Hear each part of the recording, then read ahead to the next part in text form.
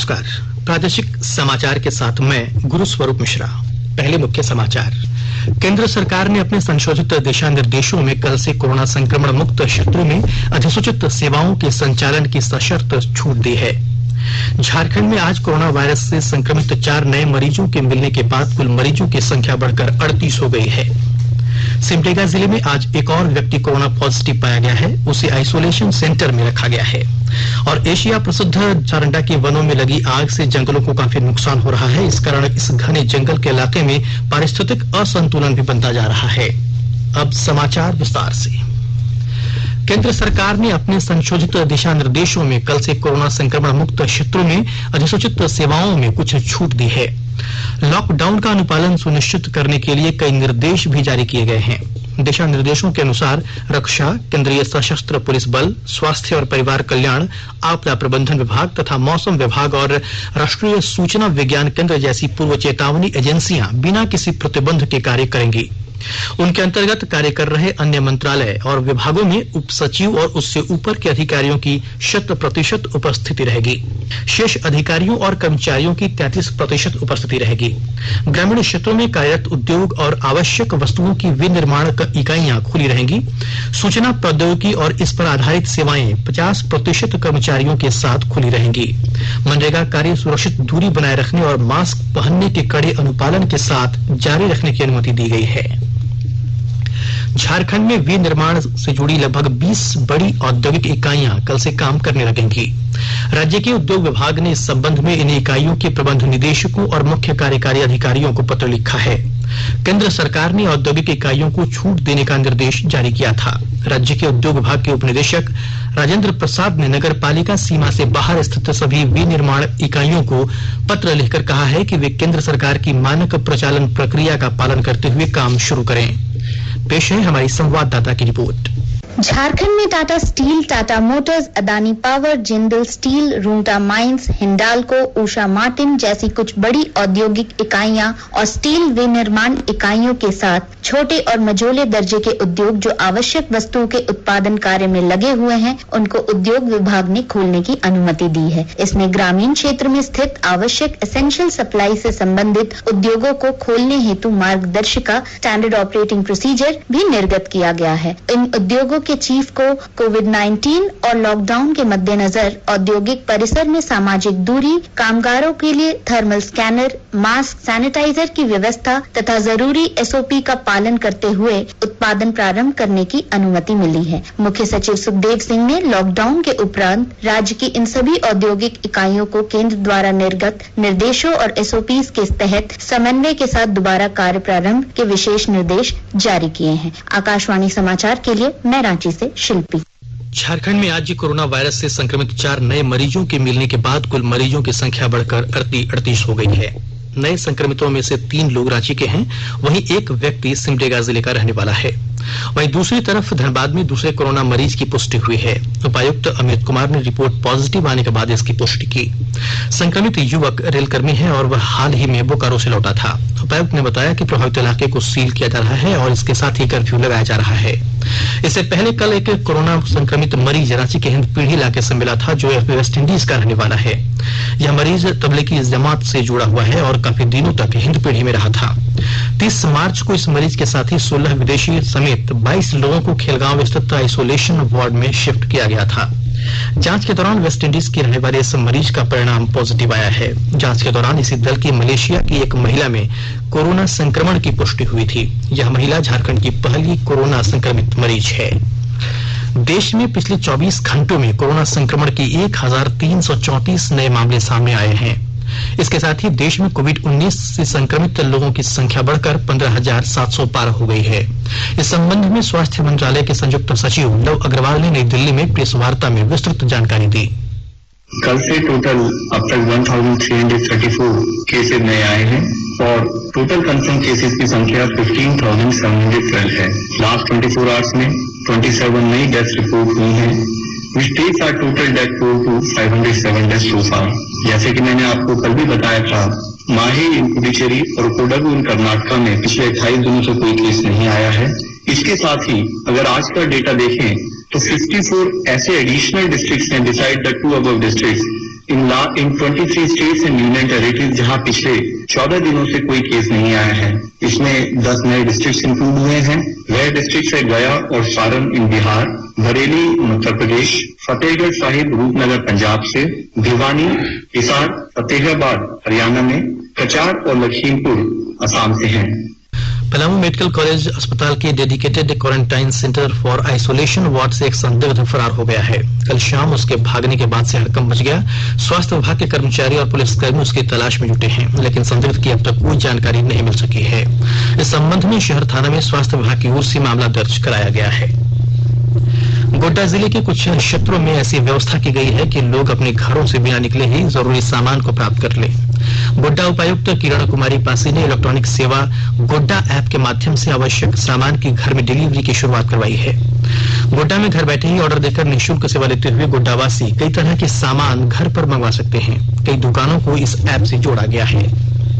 स्वास्थ्य और परिवार कल्याण मंत्रालय ने लोगों को सलाह दी है कि वे नोवल कोरोना वायरस से अपने को सुरक्षित रखने के लिए सभी बुनियादी एहतियाती उपायों का पालन करें और सामाजिक दूरी बनाए रखें। एक रिपोर्ट। सरकार ने कहा है कि आवश्यक वस्तुओं की पर्याप्त आपूर्ति जारी है और लोगों को चिंता करने की कोई जरूरत नहीं है। लोगों को सलाह दी जाती है कि वे आवश्यक वस्तुओं और चिकित्सा सामानों की खरीदारी करते समय धैर्य रखें और शांत रहें। आवश्यक वस्तुओं को खरीदने के लिए बार बार बाहर निकलने से बचें। साथ ही लोगों से हाथ मिलाने और गले लगने से भी बचना चाहिए। बाजार, मेडिकल स्टोर और अस्पतालों में लोग कम से कम 1 मीटर की दूरी बनाए रखें। घर पर गैर जरूरी सामाजिक समारोह से बचा जाना चाहिए और घर पर मेहमानों को नहीं बुलाना चाहिए। लोगों को अपनी आंख, नाक और मुंह छूने से बचना चाहिए और लगातार हाथ साफ करते रहना चाहिए। हाथ को दोनों तरफ से कम 20 सेकंड तक रगड़कर धोना चाहिए। यदि कोई व्यक्ति खांसी या बुखार से पीड़ित है तो वह दूसरों के संपर्क में आने से बचे और डॉक्टर से तुरंत परामर्श ले। स्वास्थ्य मंत्रालय ने कोरोना वायरस के बारे में जानकारी के लिए एक टोल फ्री नंबर 1075 जारी किया है। इधर राज्य सरकार की ओर से भी कई दिशा निर्देश जारी किए गए हैं।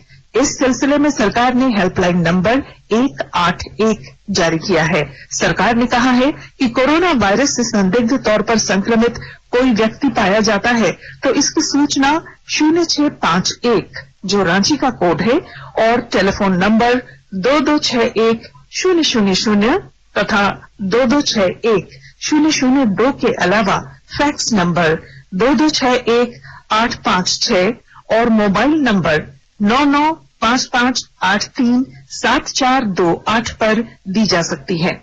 आकाशवाणी रांची भी आपसे अपील करता है कि कोविड-19 के संक्रमण से बचने और अन्य लोगों को सुरक्षित रखने के लिए कृपया घर पर ही रहें और सरकारी दिशा निर्देशों का पालन करें।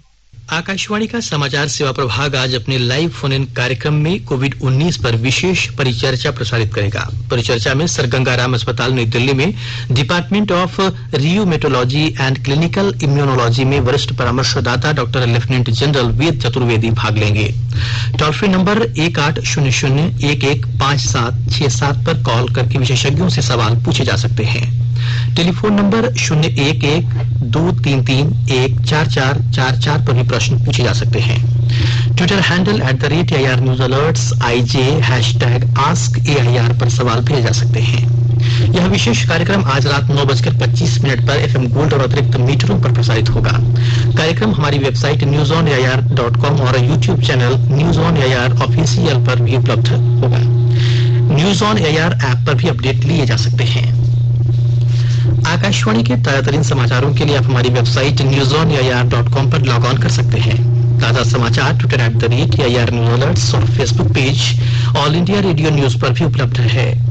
आप प्रादेशिक समाचार एकांश के ट्विटर अकाउंट @AIR News_Ranchi और Facebook page AIR News Ranchi के अलावा YouTube channel regional news unit Ranchi पर भी हमारे बुलेटिन सुन सकते हैं। शेष समाचार इस विराम के बाद। जोहार साथियों, मैं हेमंत सोरेन। सबों से अपील होगी कि कोरोना से घबराएं नहीं, अफवाह पर ध्यान न दें। कोरोना को हराया जा सकता है एवं हम सब इसके फैलने के तरीकों को जानकर इससे बचाव कर सकते हैं। एक एक व्यक्ति की सजगता ही सुरक्षा का कवच तैयार करेगी। यह समय है जब हम अपनी और दूसरों के स्वास्थ्य की भी परवाह करें एवं ऐसा करने की आदत डालें। कोरोना से डरिए मत, सावधान रहिए। प्रादेशिक समाचार आप आकाशवाणी रांची से सुन रहे हैं। प्रादेशिक समाचार में आपका एक बार फिर स्वागत है। सिमडेगा जिले में आज एक और कोरोना पॉजिटिव पाया गया। सिमडेगा शहरी क्षेत्र के खैरन टोली में चट्टान मोहल्ला निवासी एक 17 साल का युवक कोरोना पॉजिटिव पाया गया। बताया गया कि यह युवक पूर्व में पॉजिटिव पाए गए युवक के साथ बलकोसरा रांची की जमात में गया था। एसडीओ कुंवर सिंह पहान के नेतृत्व में पुलिस पदाधिकारी क्वारंटाइन सेंटर नमाजी कॉम्प्लेक्स से पॉजिटिव युवक को निकालकर आइसोलेशन सेंटर शांति भवन मेडिकल सेंटर बीरू ले गए। इस दौरान SDPO Rajkishore, BDO Shashichandra Baraik, CO Pankaj Kumar, थाना प्रभारी रविंद्र कुमार सिंह भी मौजूद थे। एशिया प्रसिद्ध सारंडा के वनों में लगी आग से जंगलों को काफी नुकसान हो रहा है। इस कारण इस घने जंगल के इलाके में पारिस्थितिक असंतुलन भी बनता जा रहा है। जानकारी हो कि झारखंड के जंगलों में महुआ की बहुतायत है और यहाँ महुआ चुनने वाले लोग जंगलों में आग लगा देते हैं ताकि महुआ चुनने में सहूलियत हो। लेकिन इसका दूसरा पहलू बहुत ही खतरनाक होता है। इससे न सिर्फ जंगली वनस्पतियों को नुकसान होता है बल्कि जंगली जानवरों को नुकसान होने के साथ साथ एक पारिस्थितिक असंतुलन भी बनता जाता है। इसके साथ ही जंगल पर आश्रित लोगों को भी परेशानी होती है। धनबाद के डीएस कॉलोनी में कोरोना वायरस से ग्रसित व्यक्ति के मिलने के बाद कल जिला प्रशासन ने सुरक्षा के लिए कई कदम उठाए हैं। इसके लिए मंडल दंडाधिकारी राज महेश्वरम ने मरीज के निवास स्थान को ईपी सेंटर के रूप में चिन्हित करते हुए डीएस कॉलोनी और अजंता पाड़ा को कंटेनमेंट जोन के रूप में चिन्हित कर उसे सील कर दिया है। इसके साथ ही वहां तत्काल प्रभाव से कर्फ्यू लगा दिया गया है। ईपी सेंटर से 7 किलोमीटर की परिधि में आने वाले धनबाद, धनसार, बैंक मोड़, सरायढेला थाना क्षेत्र को बफर जोन के रूप में चिन्हित किया गया है।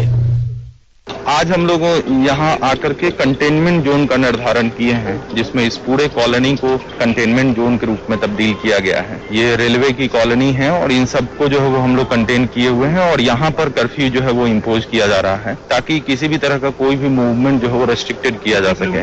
ये बेसिकली हम लोगों ने शहरी क्षेत्र होने के कारण से सिर्फ इस कॉलोनी को ही जो है वो हम लोगों ने कंटेनमेंट जोन के रूप में रखा है ताकि हम इसका जो है वो थॉरोली जो है वो सारी चीजों को सैनिटाइज एंड सर्वे का काम जो है वो किया जा सके।